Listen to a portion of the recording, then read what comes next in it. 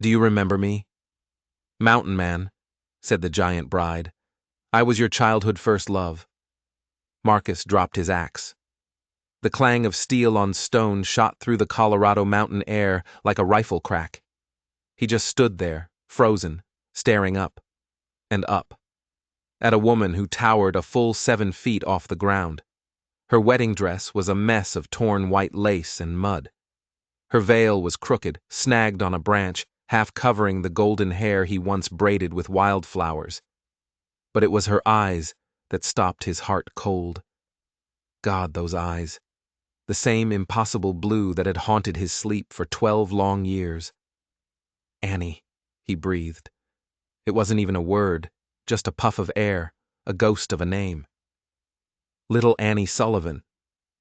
She smiled then, and for a split second, it was like watching the sun burn through a thunderstorm. You do remember. But his memory was at war with his eyes. Marcus took a step back, the rugged tan of his face turning to ash. This couldn't be right. This couldn't be his Annie. His Annie was small, delicate. When they were 16, her head barely reached his shoulder. She'd fit in his arms like she was made for them, her hair smelling of sunshine and hay as he spun her around at the harvest festival, whispering promises he was sure he'd keep. This woman, she was magnificent and terrifying. Her shoulders were as broad as his own, her arms corded with muscle under the shredded lace. She looked like she could snap him in half. What happened to you? He whispered, the words catching in his throat. The light in Annie Mae's eyes flickered and died. She'd rehearsed this moment 1,000 times, planned for every reaction except for the pure, gut-wrenching horror he was looking at her with. I got sick, she said, her voice a low rumble. After you left. Dr. Morrison called it gigantism. She gestured down at her own massive frame, a helpless, heartbreaking motion. My body, it just kept growing. Marcus just shook his head, backing away again, his hand reaching for the cabin wall to steady himself. No, that's not possible. Annie's dead. Your father. He told everyone you died of fever that winter. My father lied. The words were sharp as broken glass. They sliced through the mountain quiet and hung there between them. He was ashamed, she said, the shame still raw in her voice after all this time. He said no man would ever want a circus freak.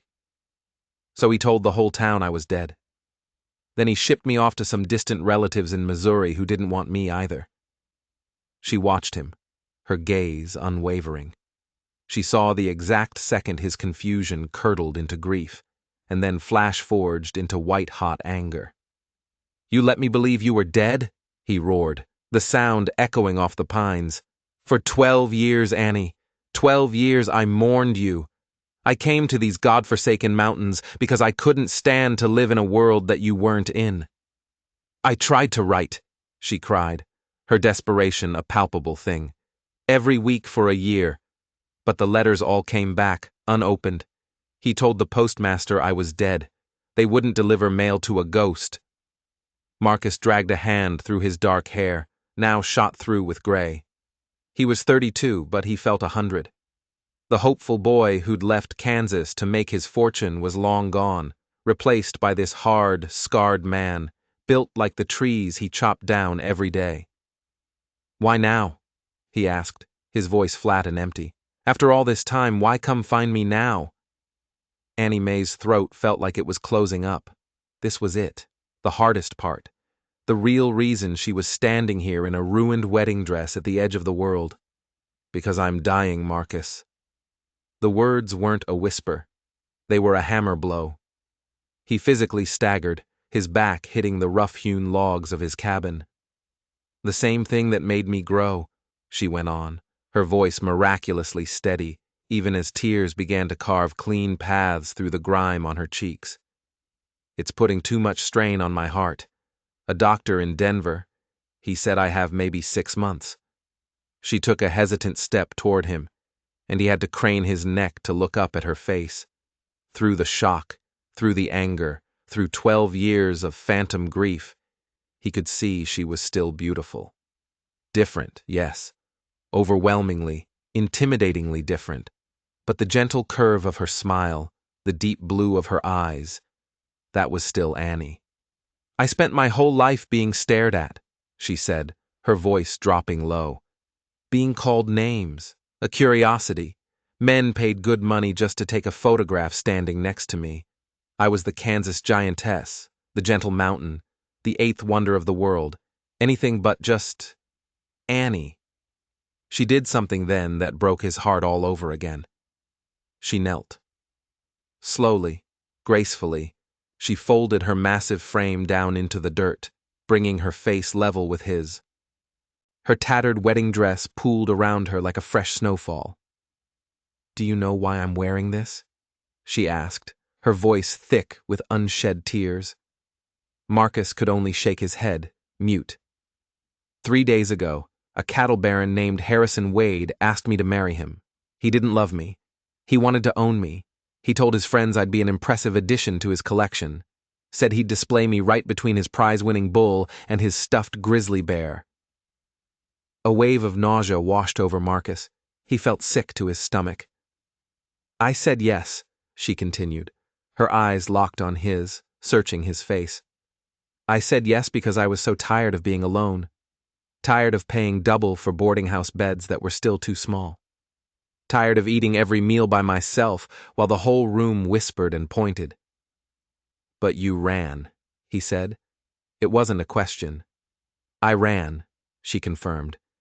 Because when the preacher asked if I, Annie Mae Sullivan, take Harrison Wade to be my husband, all I could see was a 16-year-old boy with gray eyes calling me beautiful when I barely came up to his chin. A boy who promised that no matter what happened, we'd find each other again.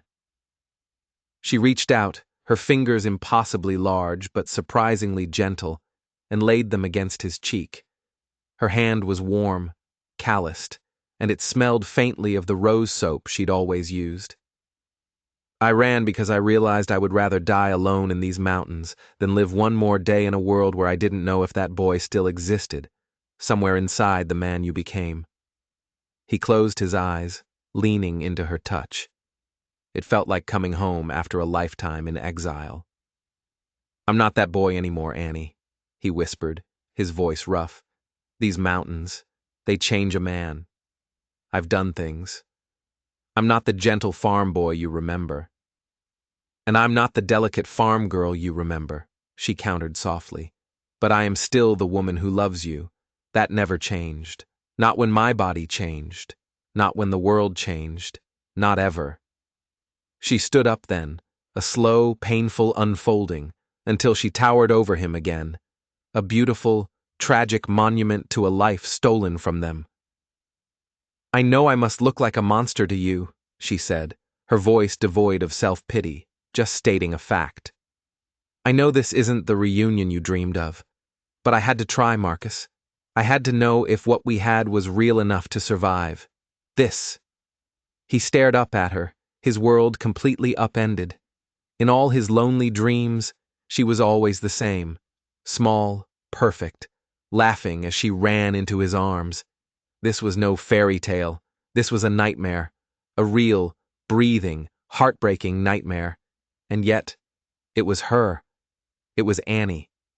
How did you find me? He finally managed to ask. Stories, she said.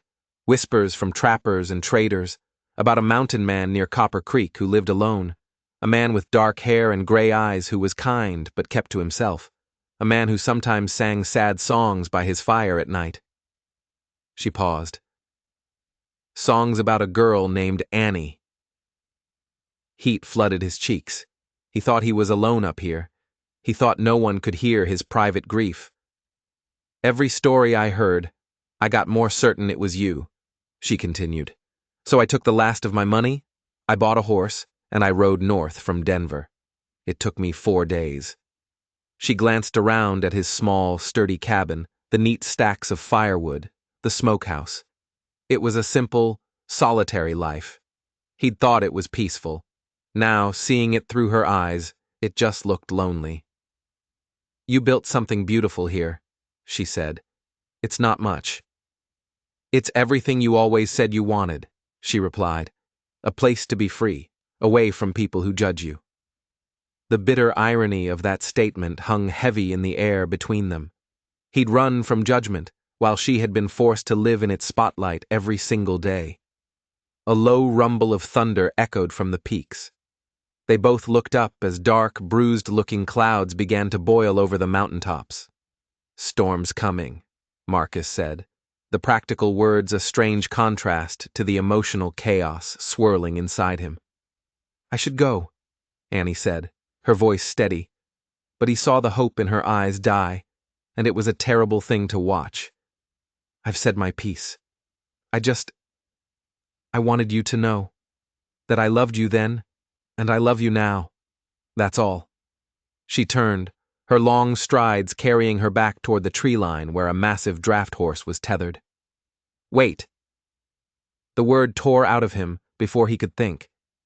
She paused, her back still to him. "The storm," he said, feeling foolish. "It's going to be a bad one.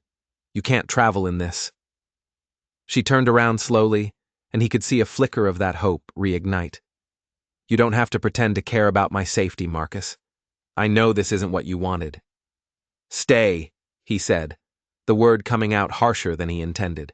Just until the storm passes." It wasn't a declaration of love. It wasn't an acceptance. It was a stay of execution. But it was something. And right now, something was infinitely better than nothing. Annie nodded once, a sharp, grateful dip of her head, and began to walk back toward the cabin as the first fat drops of rain began to fall from the sky. The world was about to break open, and for the first time in 12 years, Marcus wasn't entirely alone to face the storm. But as she walked past him, her shadow falling over his small cabin, he realized the storm outside was nothing compared to the one that had just walked back into his life. He didn't know it yet, but this was more than a reunion. It was a reckoning. And the man she was running from, Harrison Wade, wasn't the kind of man who let his property go. He was a collector, and he was coming for her. The storm hit the cabin with the force of a physical blow. Rain hammered the roof like a drum corps, and the wind shrieked through the pines, a sound like something ancient and angry. Inside, the small space felt impossibly crowded. Annie's sheer presence seemed to shrink the walls. She sat on a simple wooden chair he'd made, and it groaned in protest under her weight. Without a word, Marcus grabbed the cushions from his own bed and piled them on the floor. It was a practical gesture, but it felt like more. It felt like care. "Better?" he asked, avoiding her eyes as he busied himself with the fire. "Thank you." She settled onto the cushions, her legs crossed, the wedding dress fanning out around her. Even sitting down, her head was nearly level with his as he stood. He poked and prodded the logs, arranging them with a focus they didn't deserve. Anything to avoid looking at her. Anything to avoid the 1,000 questions screaming in his head. "Tell me about the last 12 years, she said, her voice soft against the roar of the wind. His hand stilled on the iron poker. "Not much to tell. I hunt. I trap. I trade furs for supplies down in Cedar Falls twice a year. It's a simple life." "A lonely life," his mind added. He turned, finally forcing himself to look at her, her face illuminated by the flickering firelight. "Yours wasn't." Annie let out a laugh, but it was a dry, hollow sound. "Lonely doesn't even begin to cover it, Marcus. Do you have any idea what it's like to be the tallest woman in 3 territories? Every room I enter, the talking stops. Children cry. Men either back away like I'm a monster or look at me with $signs in their eyes." She pulled her knees up to her chest, a gesture so at odds with her size it was wrenching to watch. Someone so magnificent, trying to make herself small. "I ended up with a traveling show," she went on, her voice flat. "The Kansas Giantess. People paid a nickel just to stand next to me. The showman, a greasy little man named Silas, he'd make up the most ridiculous stories. Said I was raised by wolves, or that my mother was struck by lightning when she was carrying me. The anger in Marcus's chest was a slow burn. That's horrible, Annie. It was a living, she said with a shrug that didn't fool him for a second. Most of the time. Some towns, the sheriff would run us out. Said I was an affront to God, an unnatural creature. A deafening crack of thunder shook the cabin, and they both flinched. The sudden silence that followed was heavy, charged. You said you wrote, he said, breaking the quiet. Every week. For 2 years. Her voice was barely a whisper now. I told you everything. About the sickness, about where they'd sent me, about how much I missed you. I begged you to come get me. Or just to write back. Even if it was just to say you'd moved on. He closed his eyes, the pain of it a fresh wound. I never got them. I know that now, but back then I thought you just didn't want a freak for a sweetheart. The word hit him like a punch to the gut. Don't call yourself that. Why not? It's what everyone else calls me. I'm not everyone else. The words exploded out of him, fierce and raw. And you are not a freak. You're just different. Different? She tasted the word, as if it were a foreign language. I suppose that's one way to put it. He moved from the fireplace, sitting on the edge of his cot so they were almost eye to eye. Annie, look at me. She slowly lifted her head and he saw the silver tracks of tears on her cheeks. You are not a freak, he said, his voice low and firm. You are not a monster. You are the woman who survived. You're still, he fumbled for the right word, you. Am I? She whispered. Sometimes I feel like that girl, the one you knew. She died back in Kansas, and I'm just some other creature wearing her skin. What do you remember about our last night? He asked softly. Before I left. A ghost of a smile touched her lips. The harvest dance. You wore that blue shirt your father hated. It brought out your eyes. And you wore your mother's yellow dress, the one with the little embroidered daisies. You told me you were scared, she said, her gaze locking with his. Scared that going off to make your fortune would change you. That you'd come back harder, different. That I wouldn't love the man you became. A crack appeared in the wall around his heart. And what did you tell me? I told you that loving someone means loving all of them. The boy you were, the man you would become. I told you I'd love you if you came back with pockets full of gold or holes in your boots. And then, her voice faltered, and then I kissed you under the old oak tree. He finished for her. You promised you'd come back for me. And I promised I'd wait. The storm raged, the fire crackled, and in the small cabin, 12 years of silence began to crumble. I did wait, she said, her voice gaining a sharp, bitter edge. For 5 years, Marcus. 5 years I held on. Even when I was sick, even when I was growing out of my clothes, out of my life, even after my father sent me away. I believed you'd come. What changed? He asked, though he was afraid of the answer. Reality, she said flatly. Word reached me, a story from a trapper passing through Missouri, about a man living like a hermit in the Colorado mountains, a man who'd lost his sweetheart and wanted nothing more to do with the world, no wife, no family, just him and the wilderness. I realized you weren't coming back. You'd moved on by disappearing. She wasn't wrong. He had disappeared. He had let that boy die. So I let the girl die too, she said. The girl who made those promises. In her place was this thing that people paid to see. I stopped waiting. I just started surviving. But you came looking for me. Not for the promises, she said, shaking her head. Those are long dead. I came because I had to know if the love underneath the promises was still alive. If it was strong enough for who we are now. Another crash of thunder, this one so close the floorboards vibrated.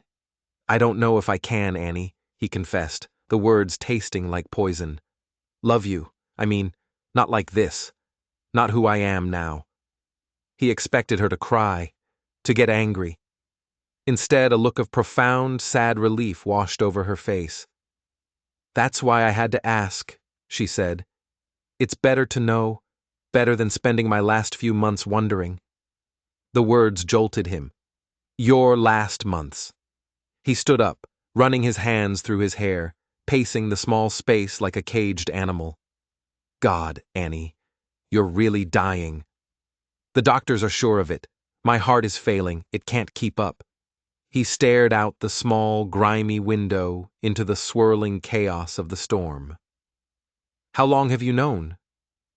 Since Dr. Patterson in Denver told me 6 months ago. He confirmed what I'd already guessed.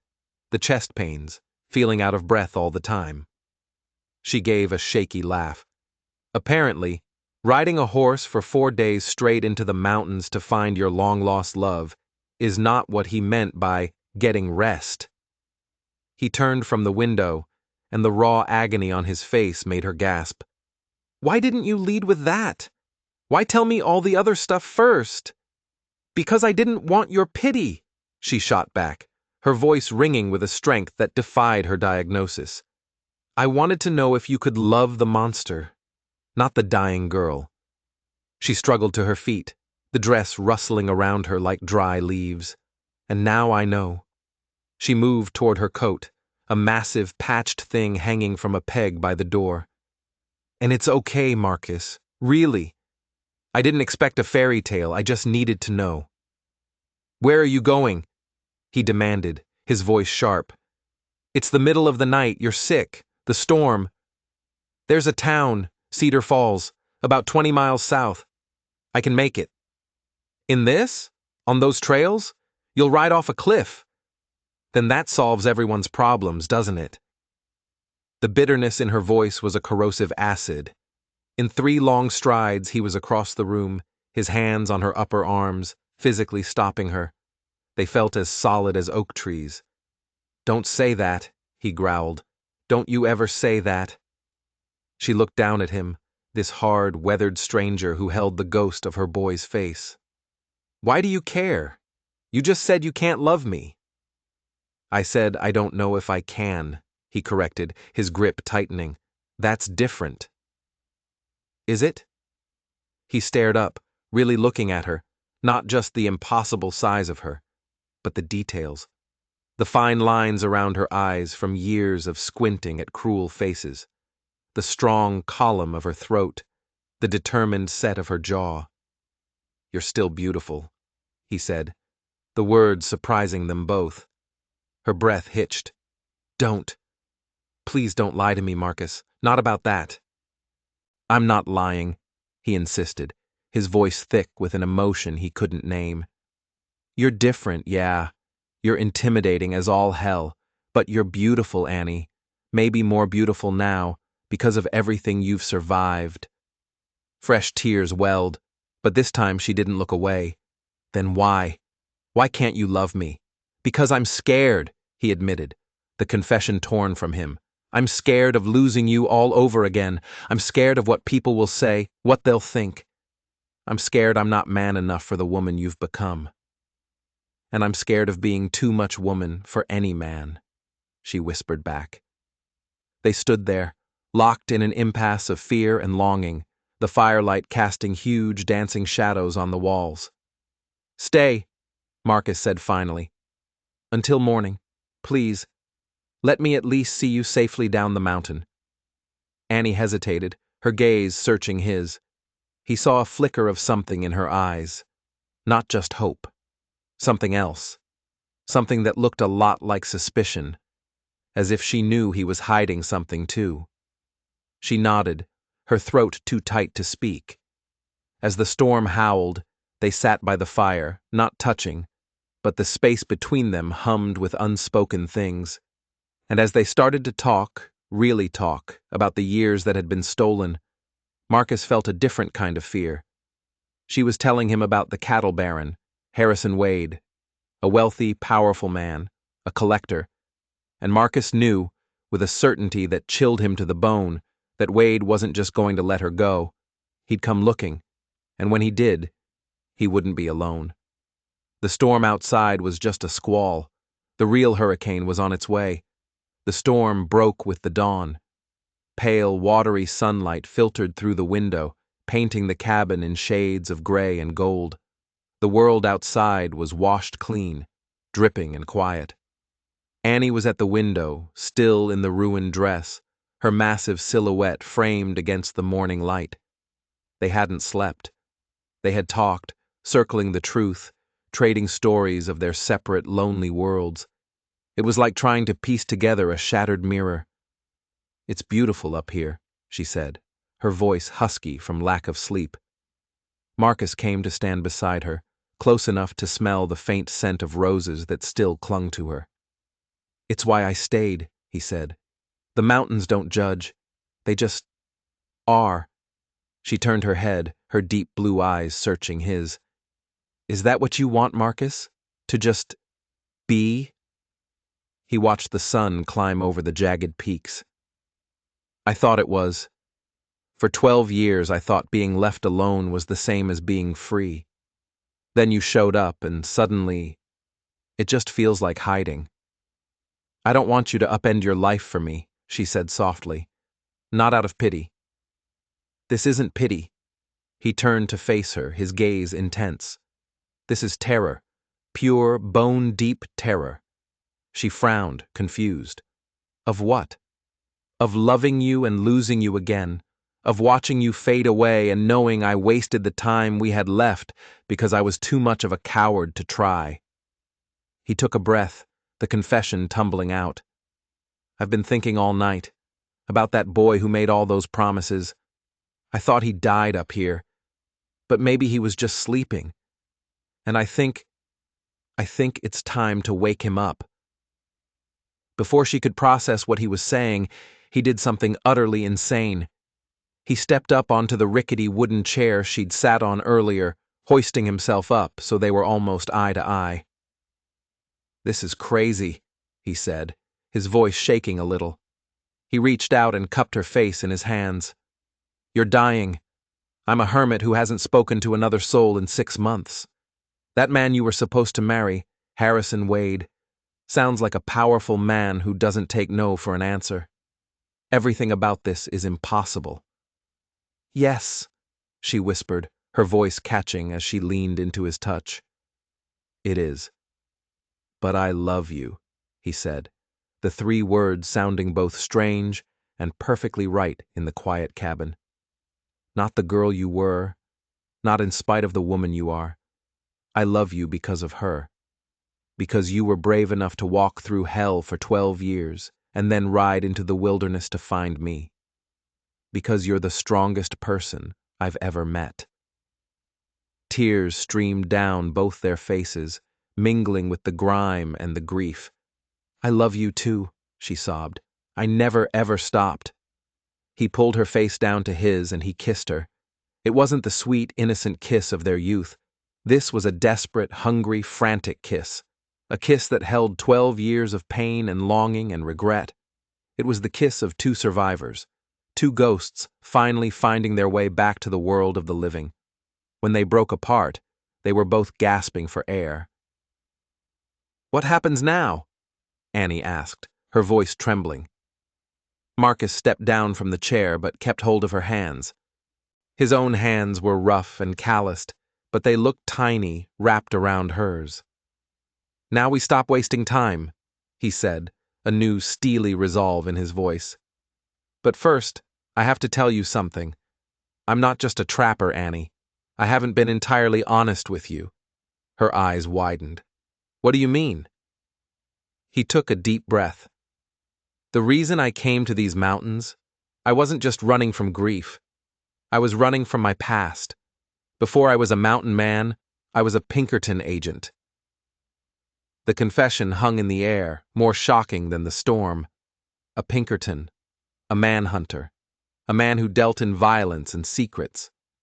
"I left," he said quickly, seeing the look on her face.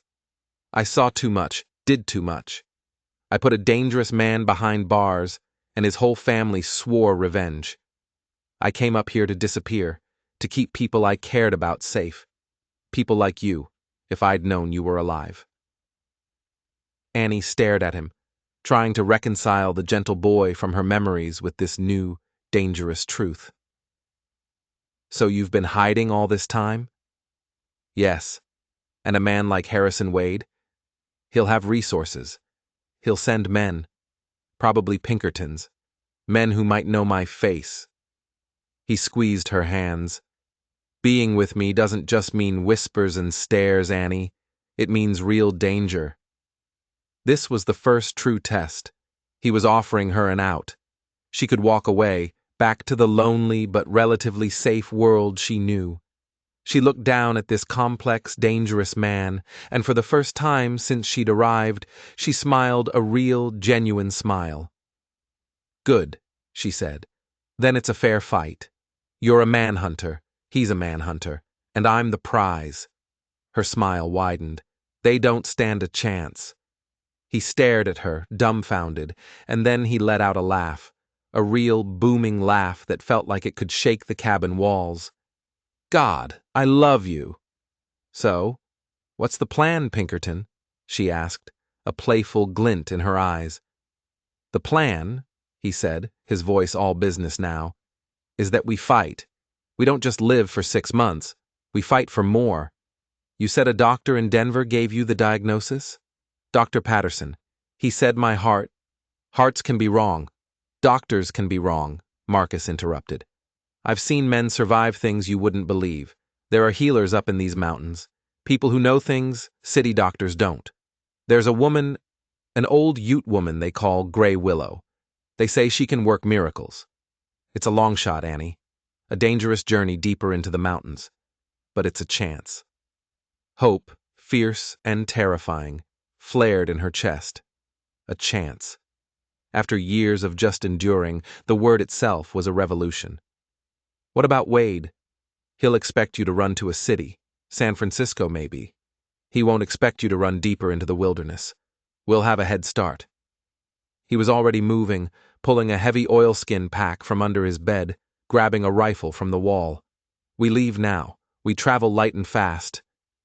But your cabin, your life here. This isn't a life, he said, his back to her as he checked the rifle's action. It's a prison I built for myself. You just handed me the key. He turned, and the look on his face was one she hadn't seen since they were 16. It was hope. It was adventure. It was love. I spent 12 years existing. It's time to start living. She searched his face, seeing past the scars and the gray in his hair to the boy she'd always loved, now forged into a man who wasn't afraid of a fight. And she realized Harrison Wade had made a terrible mistake. He hadn't just taken on a giantess. He'd taken on a giantess and a ghost who had just come back from the dead. Okay, she whispered, her heart pounding with a mixture of terror and exhilaration. Let's go live. They packed with a frantic, purposeful energy. Marcus gathered survival gear, ammunition, and dried rations. Annie changed out of the tattered wedding dress into a set of practical buckskins she'd brought, clothes made for a life of hard travel, not for being put on display. When she emerged from behind the privacy curtain, she didn't look like a victim anymore. She looked like a warrior. One last thing, Marcus said, holding out a small, leather-bound journal. My field journal from my Pinkerton days. Everything I know about tracking, hiding, and fighting is in here. But there's a name in the back. A man in Denver, Elias Vance. He's a doctor, but not like Patterson. He specializes in unusual cases. If Gray Willow can't help, he's our next stop. He owes me a favor. It was more than a plan. It was a campaign. A war for her life. As they stepped out of the cabin into the crisp morning air, Marcus suddenly stopped her. He turned and looked at the small home he'd built, the only sanctuary he'd known for over a decade. Then he looked at her. He knelt, not in the dirt this time, but on the solid wood of his porch. He pulled a small, crushed wildflower from his pocket. "Annie Mae Sullivan," he said, his voice thick with emotion. "Will you marry me? Not because you're dying, but because you're living. Because I want to be your husband for whatever time we have, whether it's 6 months or 60 years. Tears welled in her eyes, but this time they were tears of pure joy. Something broken deep inside her finally began to heal. "Yes," she breathed. "Yes, Marcus Kane, I will marry you." He slid no ring on her finger. They spoke no vows before a preacher. Their only witness was the silent, eternal mountains.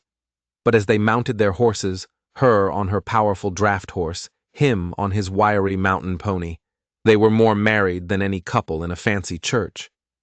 They rode east, deeper into the unforgiving peaks, away from the life he'd known and toward a future that was anything but certain. They didn't look back. Ahead of them lay the wilderness, danger, and a sliver of impossible hope. Harrison Wade could send his hunters. The mountains could throw their worst at them. Her own body could be failing. It didn't matter. They were together. And for two people who had been alone for so long, together was everything.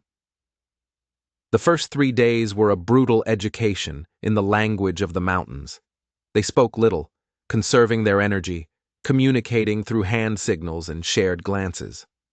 Marcus moved with a predator's economy, his eyes constantly scanning the ridgelines, his ears tuned to the snap of a twig, the cry of a hawk.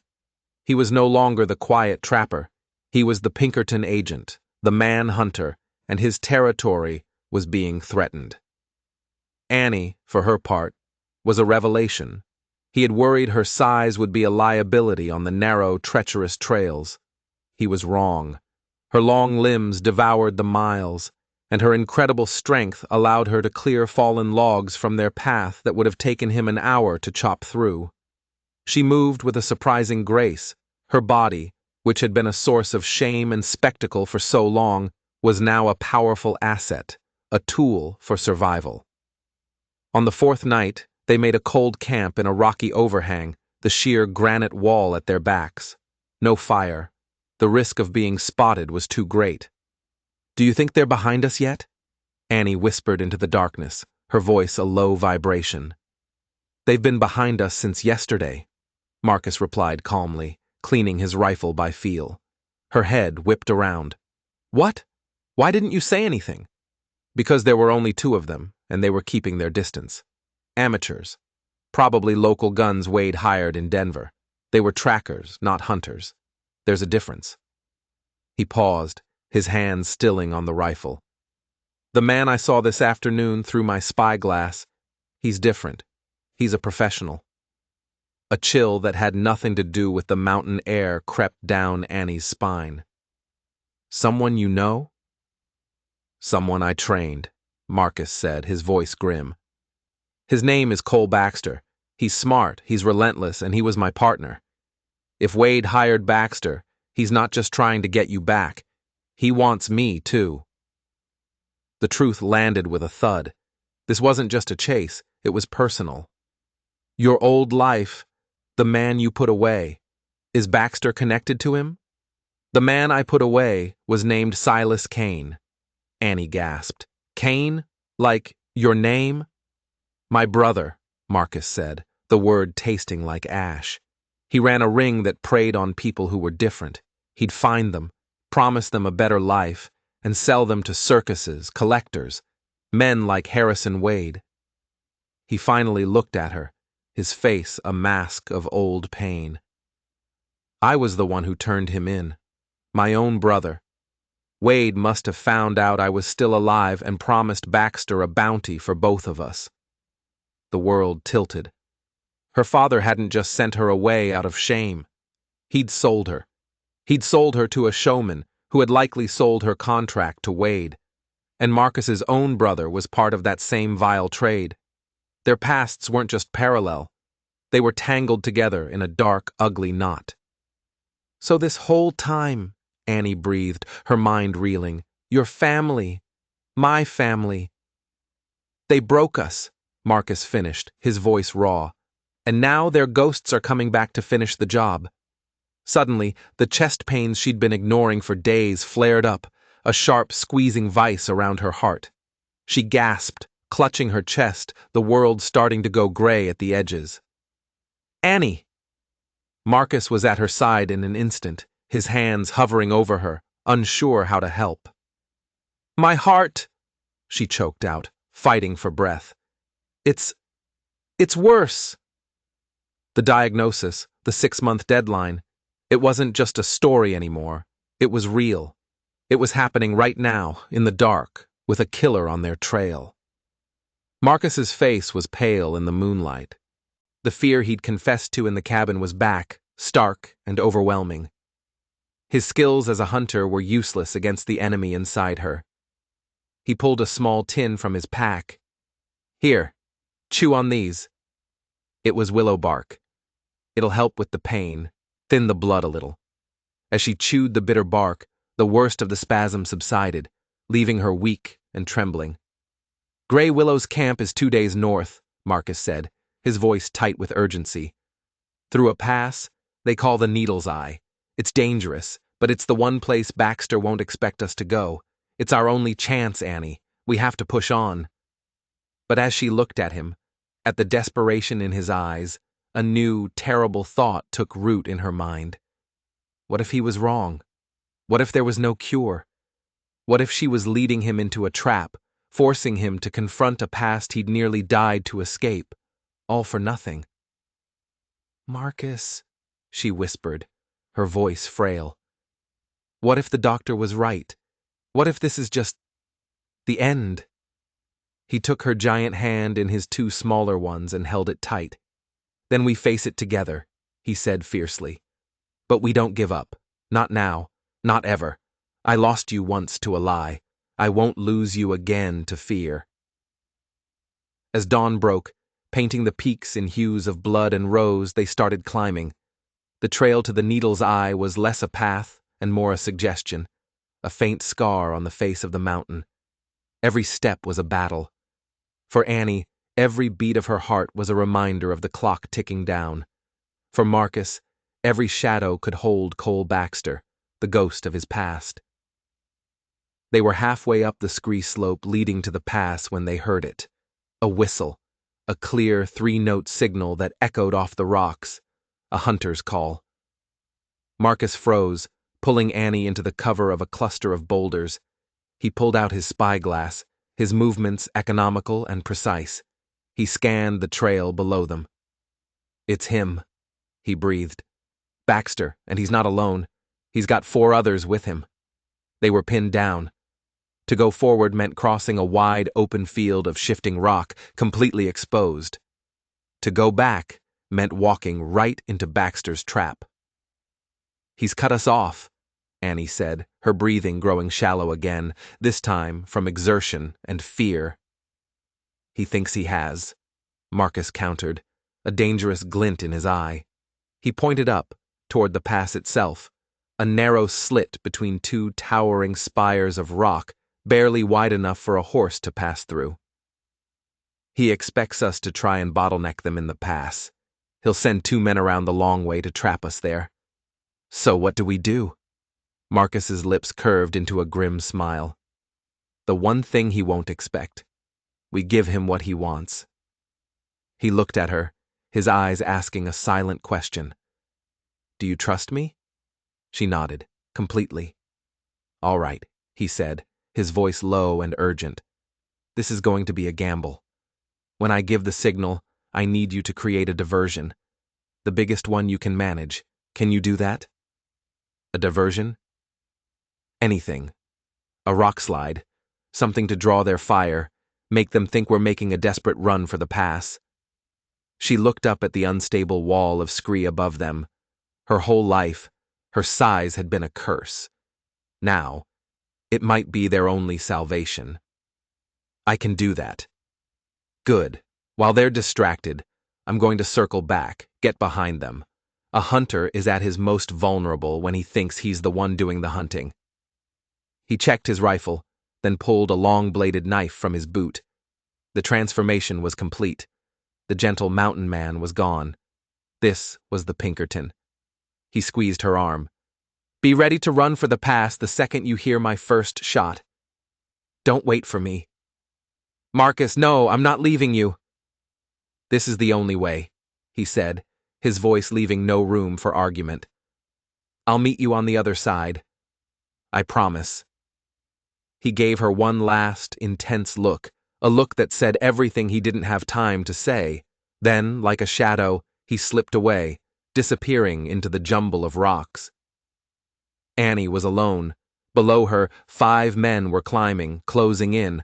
Above her, a treacherous pass. Inside her, a heart that was beating like a runaway drum.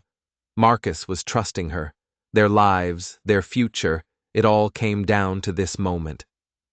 She took a deep, shuddering breath, planted her feet, and looked up at the loose wall of rock. It was time to show them what a giant could really do. Annie braced herself, her powerful legs digging into the loose shale. She could see them now, 5 dark figures moving steadily up the slope. Baxter was in the lead, moving with an easy confidence that made her blood run cold.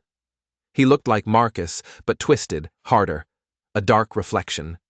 She took a deep breath, the thin air burning her lungs. She remembered Marcus's words. The biggest one you can manage. She wasn't just going to start a rock slide. She was going to bring the mountain down. Focusing all her strength, she slammed her shoulder into a massive, precariously balanced boulder at the edge of the scree field. It shuddered, groaned, but held. The men below paused, looking up, alerted by the sound. Baxter held up a hand, halting his men. Annie gritted her teeth and hit it again, roaring with effort, pouring 12 years of frustration and fear and rage into the blow. The boulder shifted. A cascade of pebbles skittered down the slope. Baxter raised his rifle, taking aim. With a final, desperate heave, Annie put her whole body into it. The boulder tipped, hung for a heart-stopping second, and then plunged downward. It didn't just roll.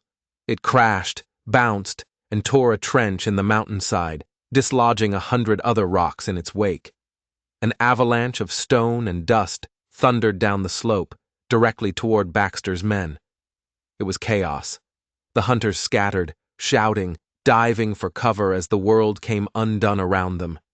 A rifle shot cracked, the bullet whining past Annie's head, but the shooter was firing blind into the dust cloud. This was her chance. She scrambled upward, her lungs screaming, her heart hammering against her ribs. She didn't look back. She just ran, forcing her powerful legs to find purchase on the treacherous, shifting rock. She reached the open ground below the pass, fully exposed.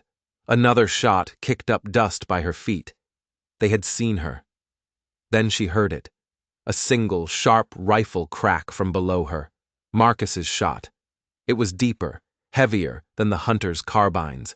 A second later, one of the men scrambling away from the rock slide cried out and fell. The others spun around, confused, their attention torn between the giantess escaping above and the new threat from their rear. Don't wait for me. Annie forced herself forward into the narrow opening of the needle's eye.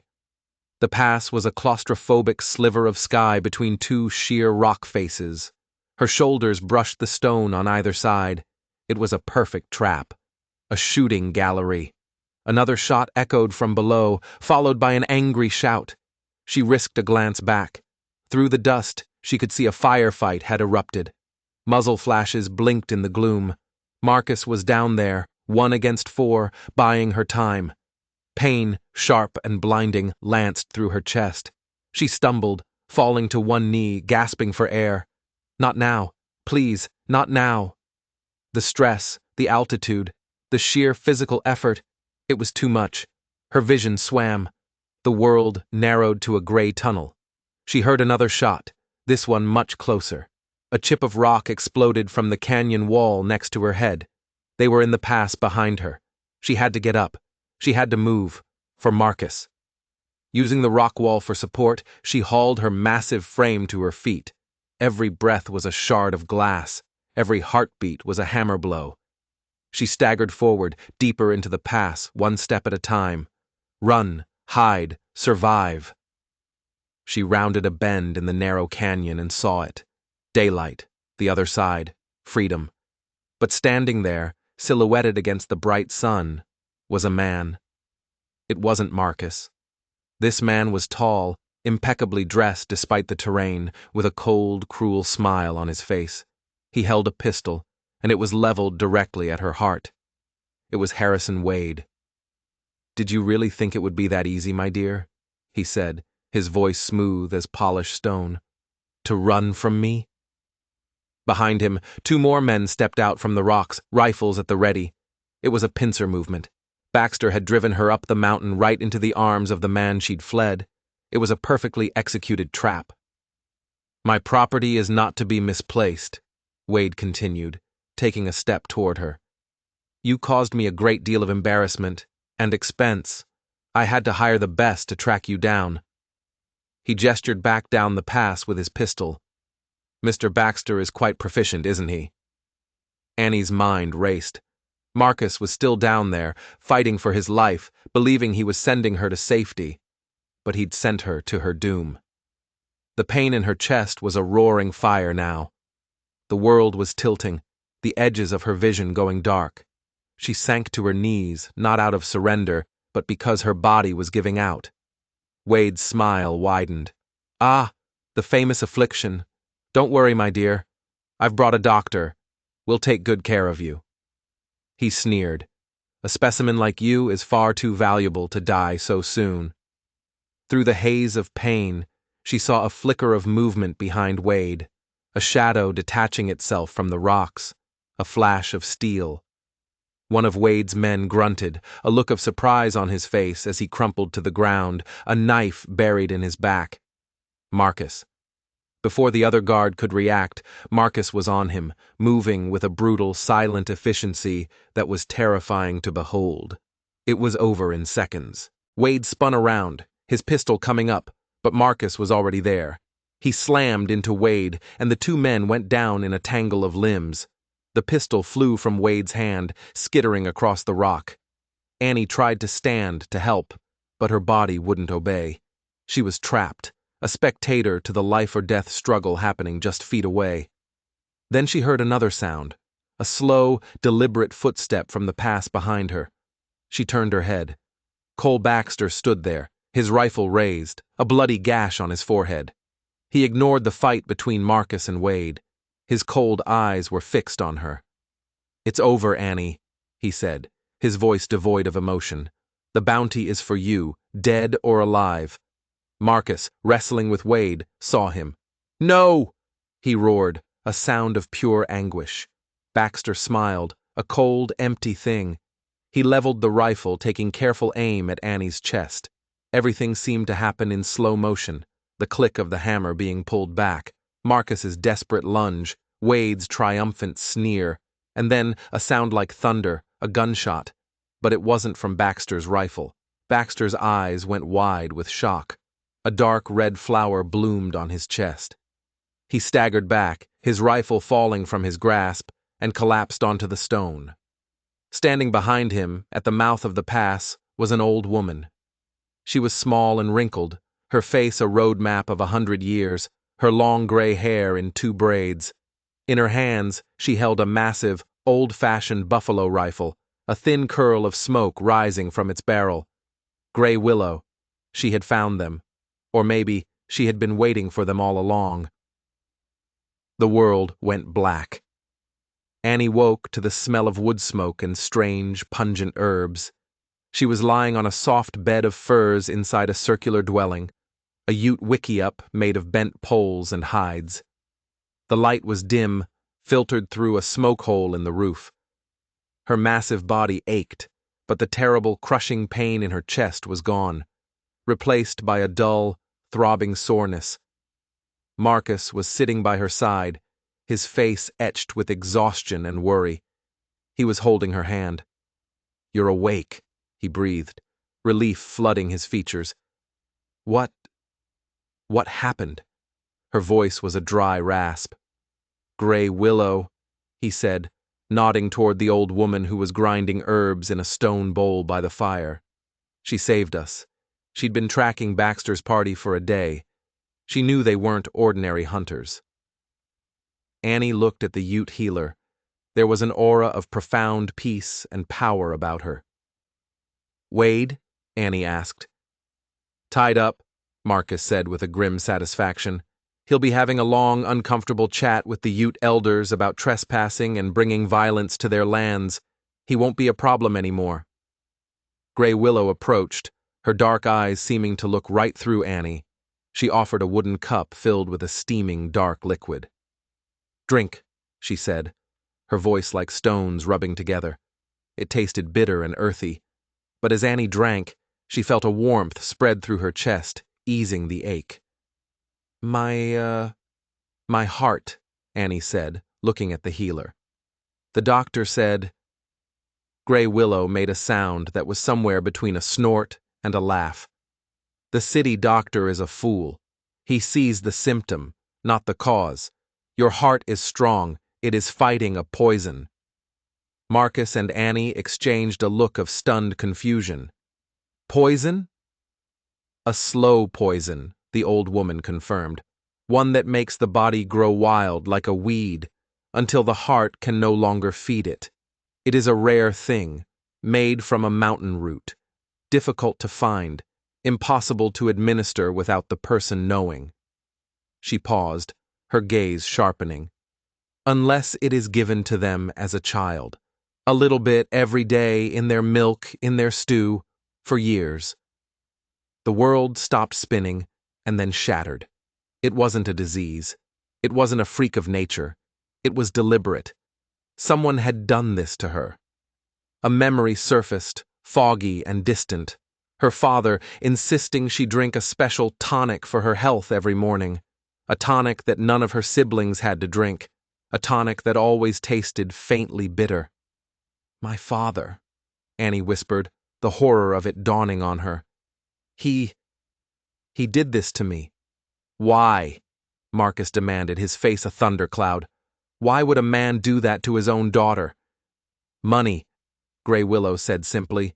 "A giant child is a curiosity. A giant woman is a commodity. Something to be sold." It all clicked into place. The lie about her death. Shipping her off not just to relatives, but to a place where the traveling showman Silas was waiting. It wasn't shame. It was a business transaction. Her father hadn't just abandoned her. He had cultivated her condition, manufactured the monster, and then sold her for a profit. The cruelty of it was breathtaking. "Can you fix it?" Marcus asked, his voice tight with a desperate hope. "Is there a cure?" Grey Willow looked at Annie, her expression unreadable. "The poison has been in your blood for a long time. It has reshaped your bones, your body. That cannot be undone. You will always be as you are now." The hope in Marcus's face died. Annie felt a familiar wave of despair. "But," Grey Willow continued, holding up a hand, "the poison can be stopped. It can be purged from your system. The growth will cease. The strain on your heart will lessen. You will not have the life you are supposed to have. But you can have a life. A long one, if you are careful." It wasn't a miracle cure. It wouldn't shrink her back to the girl she once was. But it was something far more precious. It was time. It was a future. Tears streamed down Annie's face, but for the first time in 12 years, they were not tears of sorrow or pain. They were tears of a prisoner who had just been told she was being set free. Marcus let out a shuddering breath, burying his face in her hand. He stayed there for a long moment, his shoulders shaking with silent, relieved sobs. They stayed in Grey Willow's camp for 2 weeks. Every day Annie drank the bitter antidote, and slowly, incredibly, she felt her strength returning. The dizzy spells faded. The shortness of breath eased. She could walk for miles without the terrifying squeezing in her chest. Marcus, meanwhile, seemed to shed the last vestiges of the haunted hermit. He helped the Ute men hunt, he learned from Grey Willow, and he smiled more than Annie had ever seen him smile. The ghost of the Pinkerton was laid to rest. The mountain man had found his peace. On their last night, they sat by the fire under a canopy of brilliant stars. "What now?" Annie asked softly. "Now, we go see that other doctor," Marcus said. "Elias Vance, the one in Denver. Gray Willow has stopped the poison, but I want Vance to see what modern medicine can do to help you manage this. And there's something else." "What?" "Your father," he said, his voice hard, "and my brother. They built their lives on the suffering of others. Men like Wade were their customers. That world, it's still out there. There are other Annies being sold, being exploited." He looked at her, his gray eyes burning with a new kind of fire. "I spent years running from that world, but running doesn't stop it. Maybe it's time I stopped running and started fighting back." She saw the man he was meant to be, crystallizing before her very eyes. Not a boy, not a hermit, not a ghost, a protector. "You mean, go back?" "I mean, we go back, together. With what I know and what you've survived, we can burn their whole rotten system to the ground." It was a terrifying, audacious, impossible idea. To go back into the world that had rejected them, not as victims, but as avengers. "What about us?"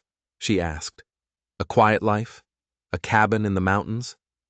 He took her hand. "Our life will be wherever we are together. But I can't sit by and do nothing, knowing what I know." "Can you?"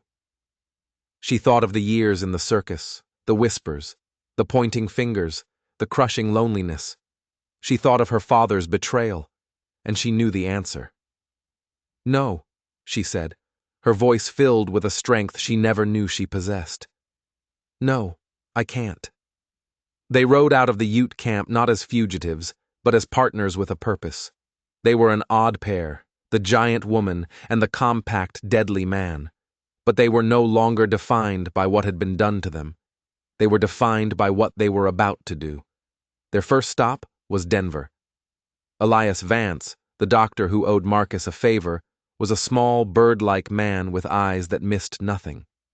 He listened to their story, his expression growing grimmer with every word. He examined Annie, read Gray Willow's notes on the herbs she'd used, and confirmed her diagnosis. "Incredible," Vance murmured, peering at a slide of Annie's blood under his microscope. "The cellular structure is astounding. Gray Willow was right. This isn't a natural condition, it's a poison-induced mutation. She has saved your life, my dear. My role now is merely to help you maintain it." Thadu. He created a regimen for her, a combination of modern medicine and the Ute healer's wisdom to ensure her heart remained strong. But Marcus had another reason for being there. "Vance, I need information. My brother, Silas Kane, and a man named Jebediah Sullivan." Vance's face darkened. "I know the names. Vultures. They've been trafficking human curiosities, as they call them, for 20 years. Silas was arrested, but he used his connections to get a reduced sentence. He was released 6 months ago. He's smarter now, more careful. He operates out of a fortified compound east of St. Louis, disguised as a private sanatorium." "My father?" Annie asked, her voice trembling.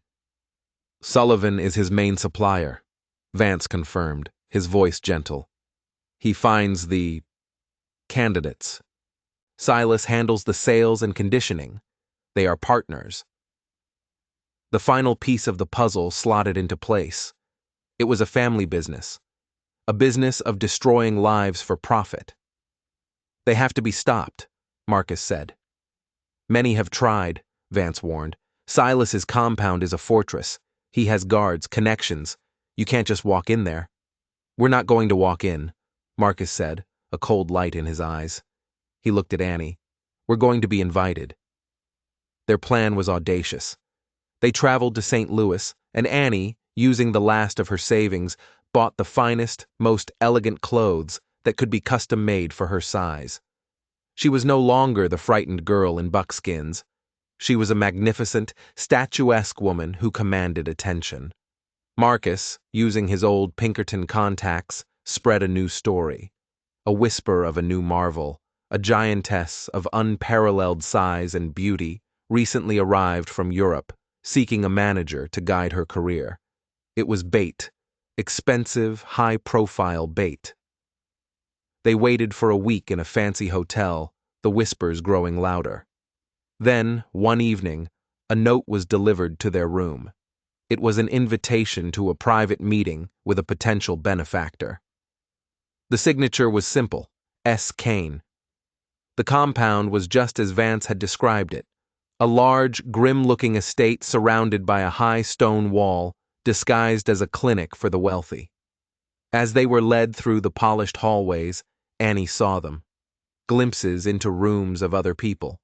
A man covered in tattoos, a pair of conjoined twins, a girl with hair the color of snow. They weren't patients. They were prisoners, inmates in Silas Kane's collection. They were shown into a large, opulent office. A man sat behind a massive oak desk. He was handsome, charming, and had the same gray eyes as Marcus. But where Marcus's eyes held warmth and sorrow, Silas's held only a cold, reptilian cunning. "A pleasure to meet you," Silas said, his eyes devouring Annie, calculating her worth. He didn't even recognize his own brother, who stood slightly behind Annie, playing the part of a deferential assistant. "I must say, the stories do not do you justice. We were told you could help a woman of my unique talents," Annie said, her voice cool and steady, her heart pounding a frantic rhythm against her ribs. "Indeed," Silas purred. "I have made a career of appreciating the unique. In fact, I have a business associate who specializes in discovering such talent. A true connoisseur." He pressed a button on his desk. "I'd like you to meet him." The door opened, and an old, stoop-shouldered man walked in. His hair was white, his face wrinkled, but his eyes were sharp and greedy. It was her father. He stopped dead when he saw her. The blood drained from his face. He looked from her to Marcus, and a flicker of recognition, of pure terror, dawned in his eyes. "You," he whispered, staring at Marcus. "Hello, father," Annie said, her voice like ice. "Brother," Marcus added, stepping out from behind her. Silas's charming smile vanished, replaced by a snarl. He reached for a pistol in his desk drawer, but Marcus was faster. In a blur of motion, he crossed the room, grabbed Silas's wrist, and slammed it down on the desk with a sickening crunch of bone. Silas screamed. Annie turned to her father, who was backing away, his face a mask of fear. "All those years," she said, her voice shaking with a rage so deep it was almost calm. "The tonic, the lies, you sold me, your own daughter." "It was for the best," he stammered, scrambling for an excuse. "You were unnatural. I gave you a life." "You gave me a cage," she roared, and the sound made the windows rattle. She took a step toward him, and he cowered, shielding his face as if she might strike him. But she stopped. She wouldn't become the monster he had tried to make her. "Your life of profiting from misery is over," Marcus said, holding the whimpering Silas in a grip of iron. At that moment, the doors to the office burst open. But it wasn't Silas's guards. It was a squad of U.S. Marshals, led by a grim-faced Elias Vance. "Silas Kane, Jebediah Sullivan," Vance said, holding up a warrant. "You're under arrest for kidnapping, conspiracy, and a list of other charges that will see you rot in prison for the rest of your miserable lives." It was over. As the marshals led the two sputtering, defeated men away, Annie walked through the hallways of the sanatorium. She stopped at each door, offering a hand, a kind word, a promise of freedom to the people trapped inside. They were scared, but in her eyes, they saw not a monster, but a savior. Months later, Annie and Marcus stood on a ridge overlooking the Colorado mountains. The sun was setting, painting the sky in fiery colors. They had testified at the trial. Silas Kane and Jebediah Sullivan would never see the outside of a prison again. Their network was shattered, its assets seized and used to create a fund to help the people they had exploited. Annie's health was stable. She still had days where the ache in her bones was a harsh reminder of her past, but her heart was strong. She was no longer dying. She was living. "What now?" Marcus asked, echoing the question she had asked him so long ago in the Ute camp. She smiled, leaning her head against his shoulder. "I was thinking we could build a cabin," she said. "A little bigger than your last one, maybe." He laughed, wrapping his arms around her waist as far as they would reach. "I think I can manage that." They stood there, watching the last of the sun disappear behind the peaks, the giant woman and the mountain man. They hadn't gotten the life they dreamed of as children. They had gotten something better, a life that was harder, more complicated, but real, a life they had fought for side by side. They had faced down their past, brought justice to the world, and found their way back to each other against impossible odds. Their love story wasn't a fairy tale. It was a testament to the fact that sometimes the most broken things can be put back together, stronger than they were before. This incredible story shows that love isn't about what someone looks like on the outside, but about the strength and courage they have on the inside. Marcus and Annie faced down the worst of humanity and never gave up on each other. What part of their journey inspired you the most? Let me know your thoughts in the comments below. If you were moved by their story of survival and redemption, make sure to hit that subscribe button and ring the notification bell. We share powerful new stories every week that celebrate the strength of the human spirit. Your support helps us continue to bring these incredible tales to light. Thanks for watching, and remember, true strength is measured by the size of your heart.